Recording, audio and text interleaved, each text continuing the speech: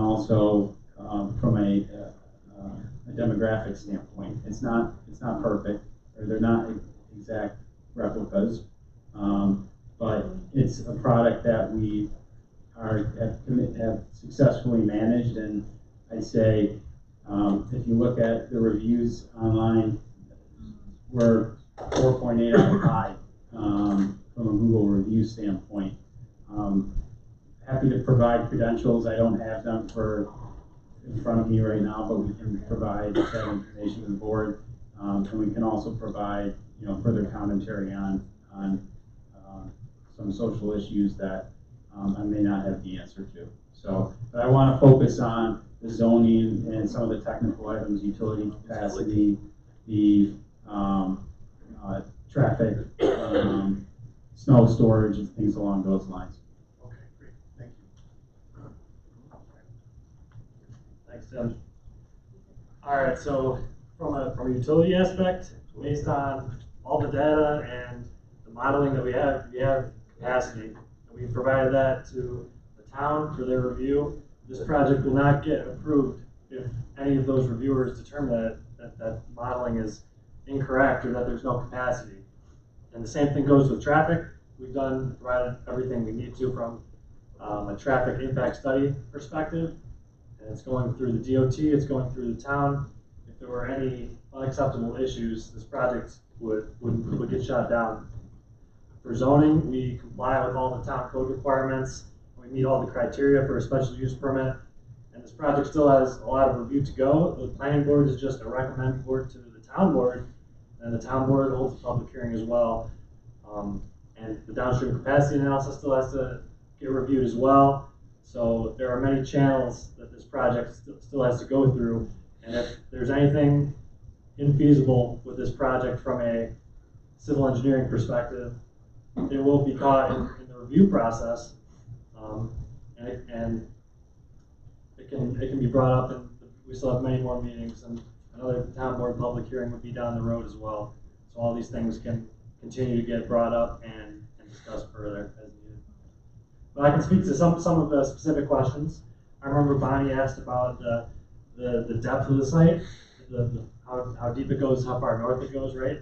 It's 606 feet. There was a question about snow storage.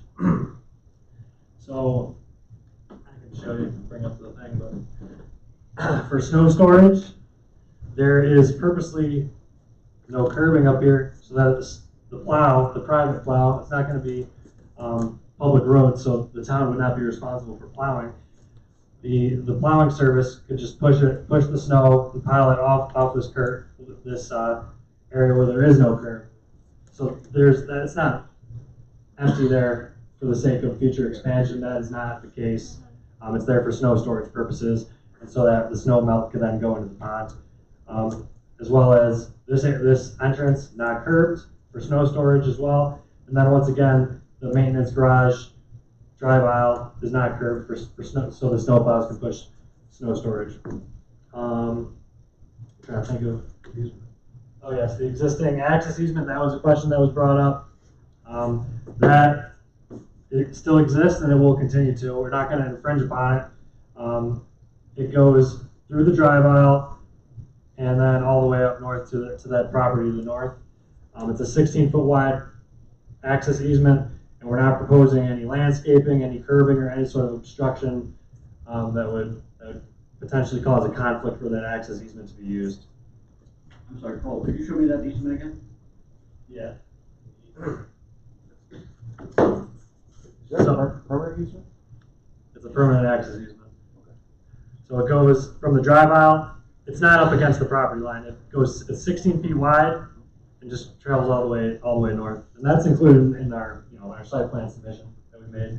And that would allow farmers access to that property? Correct.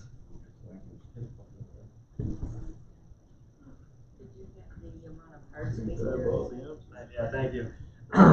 As far as the green space percentage, is 28% hardscape, 28% hardscape, and then obviously the rest is all pervious area, grass area, and whatnot. I believe there was a question about the perimeters. So to the north, we just have landscaping. To the west, all this wooded area, which it averages about 300 feet in depth. There is fencing proposed around the stormwater management areas for safety purposes. It's a 5-foot tall split rail screened fence. The playground is also fenced for safety purposes. And then along the east property line is just landscaping. Where's the playground? The playground is here. Close to the pond. Yeah, the playground's close to the pond, but we have a fence around the playground and then a split rail screened fence that's 5 foot tall and possible to get a kid to get through. Yeah. We don't have kids. We're pushing the snow there. No, I don't like. How We're deep not is- pushing the snow up to the playground. How deep is the pond? The pond. That sounds right. 3 to 6 feet. Yeah, the pond goes to looks like 6 feet deep. Can't be falling down, right? Well, you have the split rail fence for the I safety. don't care. No, it makes no difference. I have a question about the traffic study. Well, we're gonna let the developer, remember I asked you? I thought he was done, I'm so sorry, Mr. Conlon. No. But, Yeah. I can figure it out. So. could you answer the Cronin's garage question real quick? So that's not on our property. We're not responsible for removing the Cronin's garage site. So that's the adjacent property. County owns So it. tanks contaminate that area. Tanks contaminate. So No, I don't like that playground. Cronin's, the tanks that were in the Cronin's garage site were removed early 1990s. There was a variety of different testing that occurred. We've tested along that property line, and there's been no transfer of any chemicals that way. The primary concern, as I understand it, was in the basement of the adjoining property owner to the east.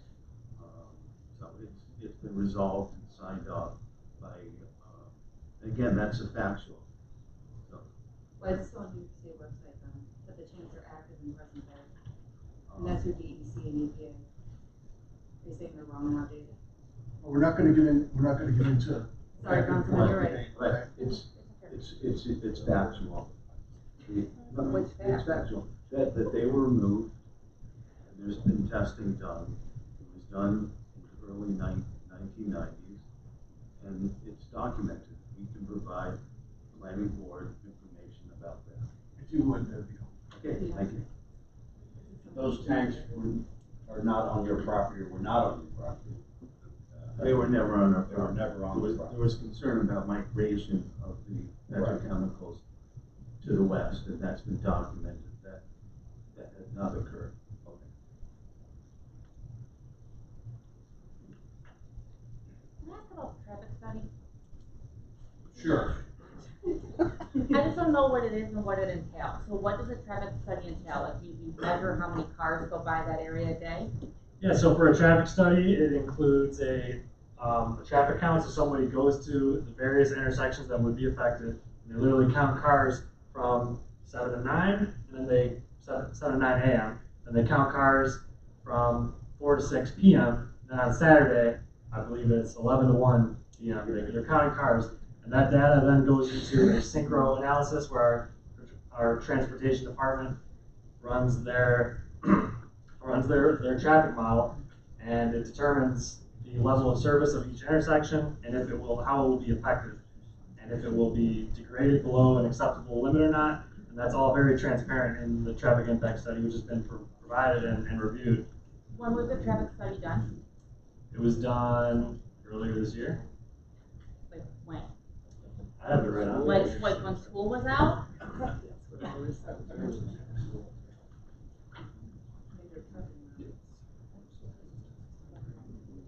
It's really gonna change when the Amazon place opens, so. Yeah. That might sound. I missed them down Lockton Road, moved on to Lockton. Yeah. So I didn't bring the entire, I only brought like the conclusion and some of the, Okay, so I'm not sure off the top of my head. It was done this year. I can, But when it was done is really, Yes. it's a real difference, cause it you was live done right during on the that school year, so it intersection. was done this year before school's out, right? What? That's because there's Christmas break, there's February break, there's Oh, it's March not break, done. there's April break. It's not done during the holidays. It is, the traffic counts have to be conducted at a time that is, represents like a realistic average of traffic. It's not done during Christmas rush hour and things like that. That's required, and that's clearly outlined in the TIS. And we've provided everything we can really at this point. But I hope that helps, hope that somewhat satisfies your question. And the DOT reviews, the town reviews it, planning board, town board. I have a question that was brought up during the, public comment. The grinder that's gonna be, put on your property, The pump station. the pump station, is your responsibility, not the town's. Correct. Yeah. I just wanted to verify that your property, your responsibility, not the town's. Yes, sir. Just wanted that to be clear. Any other questions you think of you want to cover? I have one question. Yes, sir.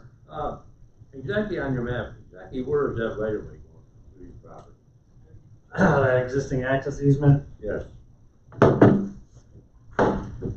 it's not directly on top of the property line, and it's 16 feet wide, goes through our drive aisle, and just How goes far north. off the property line is it? That's 16 feet, it's about 30 feet off the property line. 30 feet up. Who maintains, the easement? So it would be maintained by the onsite staff, who plows and mows the lawns and whatnot. Even though you can't put snow on it yet, they keep that up. Right, that could be, that's not a problem. Sidewalks was brought up by a gentleman. You will have a sidewalk in front of your property, right?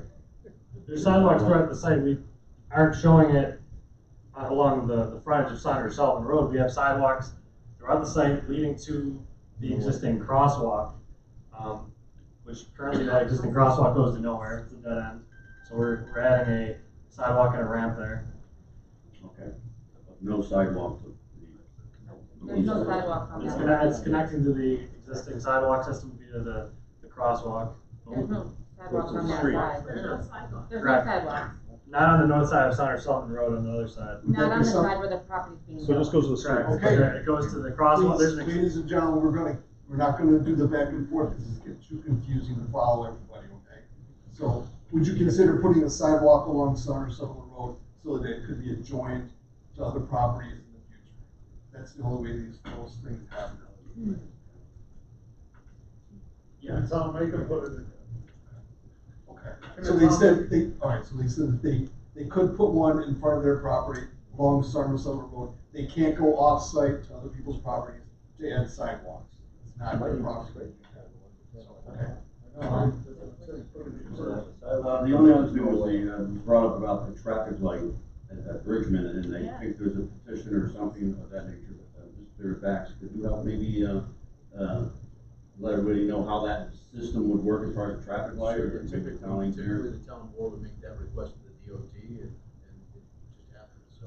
And the DOT would have the final say one way or the other. You can request, the town can request, but doesn't mean that's gonna be something that's approved. They would do the study and make sure that it's viable, and certainly if there was another development coming in, new information for them to consider. What would be the best way for, to prompt the town board to make that call to the, This is it, the public okay. concern about it. Is this enough? Or do they need to do the petition? Oh, no, I think the town board will do it without question. Okay, good, thank you. Last call, anybody in the audience want to make any final comments? Can buses turn around, school buses, turn around in there if they're picking up kids? In the, The bus stop in the front, so it's not for like Metro? So the bus stop shelter was something we added at the request of the town during the pre-application meeting, because we said we did a similar thing for Riley, but for the school kids. School. Oh, I Yes. thought it was like for the Metro bus. What about for the fire truck? Yeah, so for the fire trucks, we ensured that all the requirements that are outlined in the New York State Fire Code for a fire access road are met, so the minimum widths, minimum turning radii, as well as the requirements for a hammerhead turnaround and the maximum dead end that is allowed. So this is the acceptable fire turnaround. And we ran our vehicle turning analysis with the fire truck, and it's maneuverable. When I said that the fire chief reviewed and had no concerns, there were no concerns from a site layout perspective, is what you want? Yes, we did have concern, we did not have concerns with the layout that you presented. Right, sorry if I. For what we needed. Right. Your ladder truck will turn.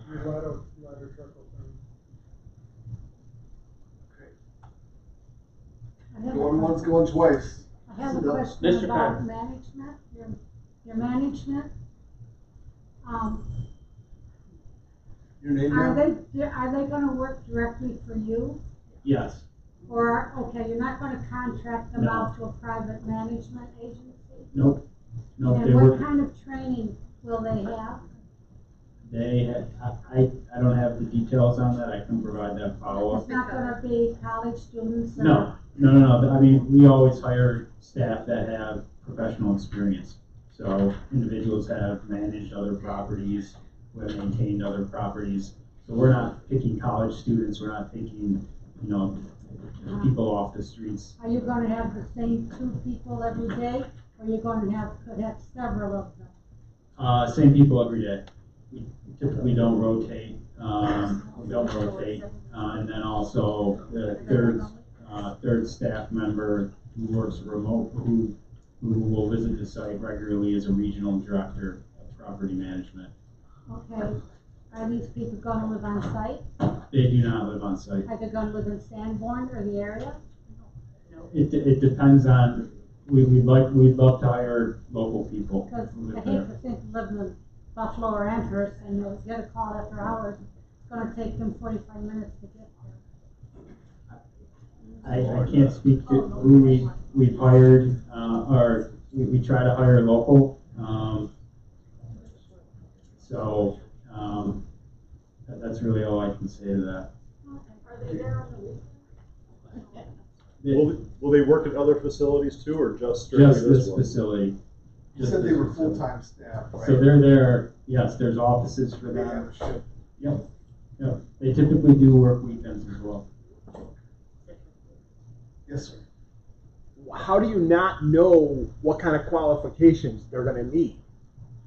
You're gonna have them there, are they gonna have law enforcement, critical, EMT, paramedic? You don't know any of this, but you're gonna hire them. That makes no damn sense. I had Hiring the people is not their job, because they do the engineering. What I meant by, part of it. right, but what I'm saying, he says they're gonna work for them, so what kind of qualification, but he just said he didn't know what kind Right, of but they're not, qualification. it's, I mean, understand that they're not like HR. Right. Right, so it wouldn't be something. I'm happy to provide If you would. Yeah, and I'm just being honest with you. I don't have it off the top of my head. I understand. So, I understand. and I'd ask if there's any other questions that the board would like clarification on, or any comments that you would like to have us address in our plans to continue moving forward. We'd like to know that. I have a question. These 2 people, they're not gonna be there to break up fights or anything like that. That's not their job, is it? I mean, you're gonna call the police if something like that happens. Just say yes. Yes. I mean, this happens at all properties. It happens at single-family homes. I'm just being honest with you. It happens at very high-end market rate properties that we own and manage. They work to resolve conflicts. And that's what they're trained to do. Obviously, if it needs to be escalated. Oh, I thought these were like maintenance people, like if someone has a broken toilet. There's a maintenance person. Light breaks or an outlet quits working. I thought these are the kind of people that you're talking about. I didn't know that they were Mayor City Law. Typically, it's two full-time staff, there's a property manager and a maintenance supervisor. So the manager handles reviewing tenant applications and vetting tenant applications, ensuring that rules of the community are being followed, making sure that the site is well kept. We do, if we have a landscaper, the landscapers come in and the grass is being cut on a weekly basis. The maintenance tech provides, or the maintenance supervisor provides support for if a refrigerator breaks down. They're on call to do that. So the way that our typical staffing model, and I mentioned it earlier, for these size properties and for a lot of other multifamily managers, for 50 units, it'd probably be one full-time staff. It's just but we've budgeted for 2 full-time staff. And and the way that we staff is both at a property manager level and then a maintenance level. So if you're handling tenant relations really at the manager level side, and maintenance is handling unit upkeep, making sure, okay, if the sidewalk needs to be shoveled, if You have a leaky faucet. Yeah. Bad. yeah, plumbing, yeah, exactly, that's what they're doing. If there's a toilet, an issue with your toilet, they call the maintenance supervisor and he fixes it.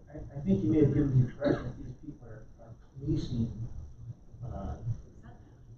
They're not, no, yeah, Said they were gonna handle those situations.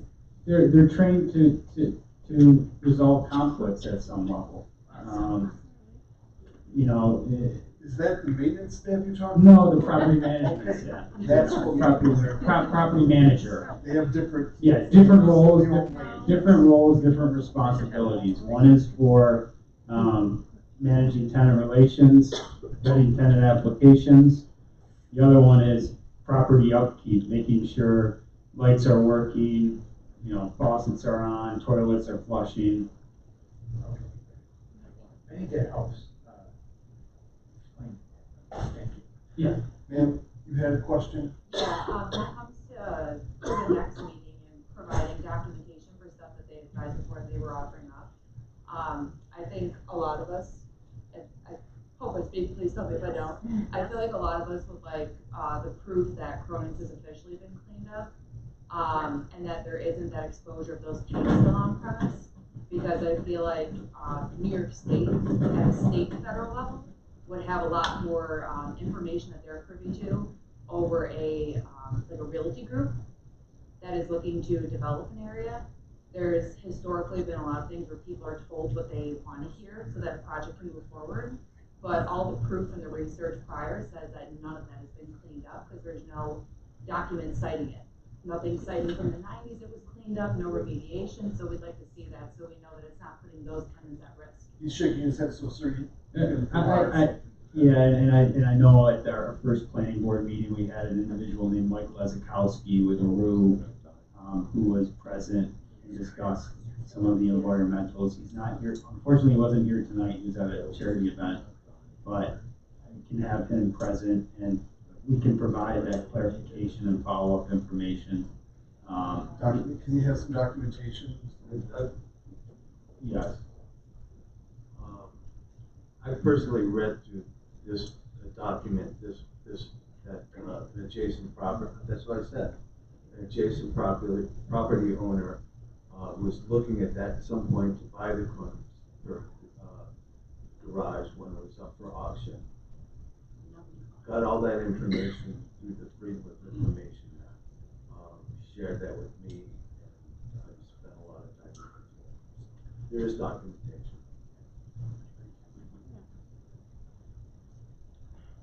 Yes. I might suggest that any documents that you get from the developer could possibly be placed on the town website too for people to peruse. Yes, please. Yeah, we will have that done on the town website. Maybe not that time, but maybe like an executive summary. A good page, put it that way. All right, going once, going twice. Anyone else in the audience care to make a comment? Oh, no. There would have been a lot more people here tonight If they would have received the letter. if we would have known and if we would have received the letter ourselves. It was advertised in the Niagara Gazette.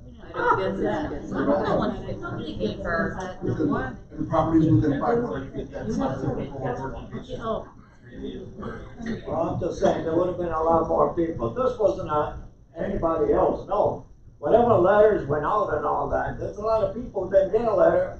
There's a lot of people that don't know anything about this. We found out yesterday. Yeah, it's typically within 500 feet of the property itself.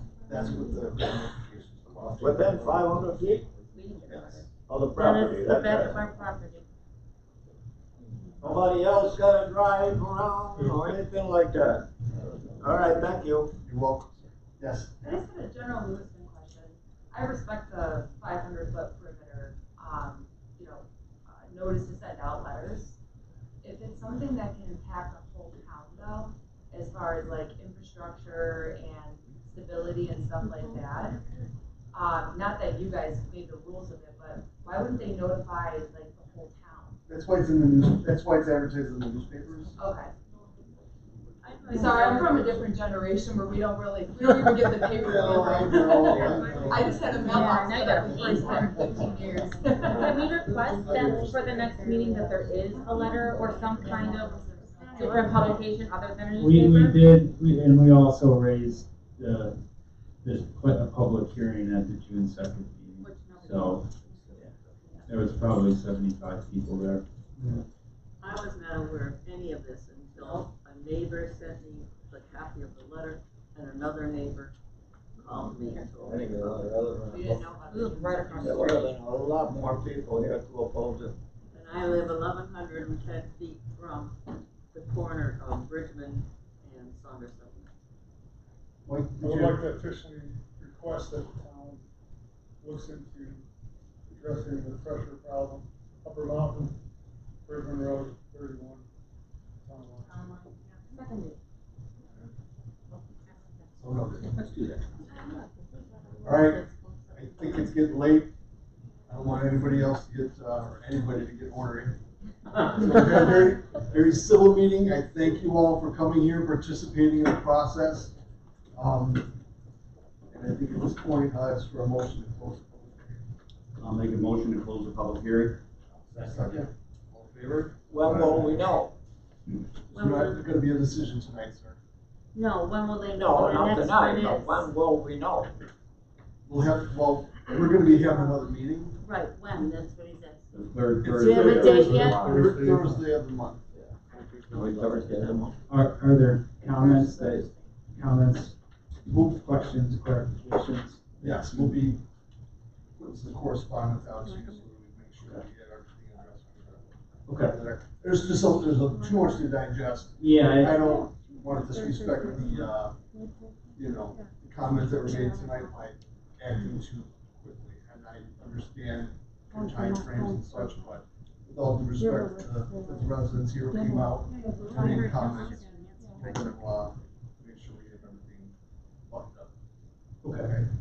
Thank you very much, everyone. Have a good night. Thank you. Good night. I'll make the motion to adjourn. Don't go ever. I don't know why.